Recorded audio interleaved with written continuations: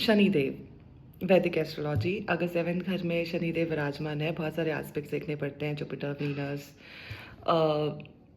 कार्मिक lessons, delay होता है, कमिटमेंट बहुत गहरी होती है, सुपरफिशियल रिलेशनशिप्स नहीं होते हैं, बहुत ज़्यादा ड्यूटी बाउंड होते हैं, एक्सप्रेशन नहीं होता है, बड़ा मच्योर्ड पार्टनर होता है आपका, मच्योर पर्सन होता है जिसके साथ भी आपकी शादी होती है, लेकिन इंटीमेसी और उसका फियर होता है, अबैंडनमेंट का फियर होता है, एक्सप्रेशन नहीं होते हैं, कोल्डनेस होती है रिलेशनशिप में। बिजनेस या किसी भी प्रकार की पार्टनरशिप की बात करी जाए तो सजेशन ही होती है कि आप अपना काम खुद करें, आपके पास सब कुछ है।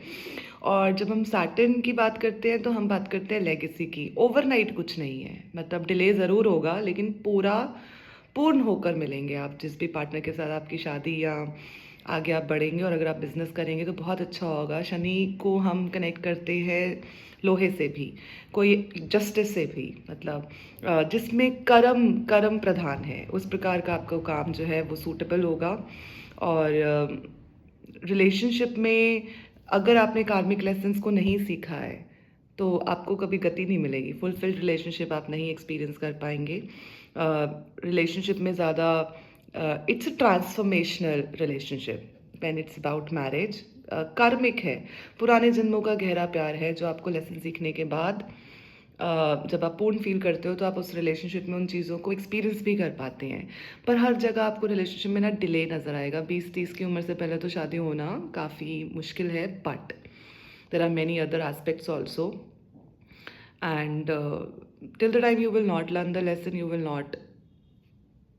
You can't get married. If गलती से ग्रह नक्षत्र आ गए और आपने कोई ऐसा, मतलब आप सुपरफिशियल प्यार तो करोगे ही नहीं, सबसे बड़ी बात है। आपको बहुत अच्छे से पता है आप क्या डिजर्व करते हो और लव एट फर्स्ट साइट जैसा भाव फील करोगे।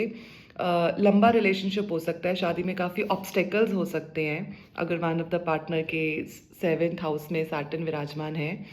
बहुत सारे अदर एस्पेक्ट को भी देखा जाता है जब कुंडली का विश्लेषण किया जाता है, फलादेश करा जाता है।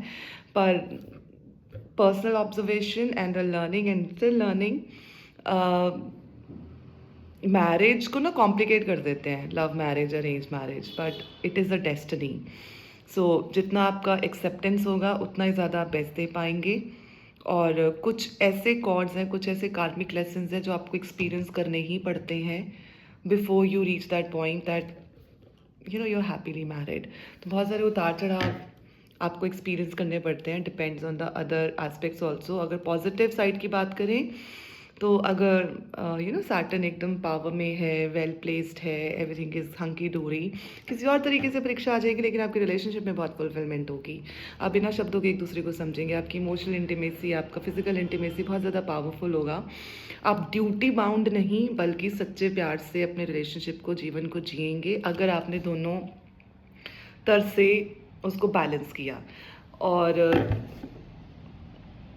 बहुत सारी चीज़ें हमारे हाथ में हैं कर्मा के पॉइंट ऑफ व्यू से, आप उन सब चीज़ों को कैसे देखते हैं और कितना फॉरगिविंग है, कितने मच्योर्ड हैं, कितना पॉजिटिव है इन लाइफ। सो बहुत सारे एस्पेक्ट्स मैटर करते हैं। So do write your details in the comment section if you resonate or anything which you would like to share. God bless us all. Thank you very much.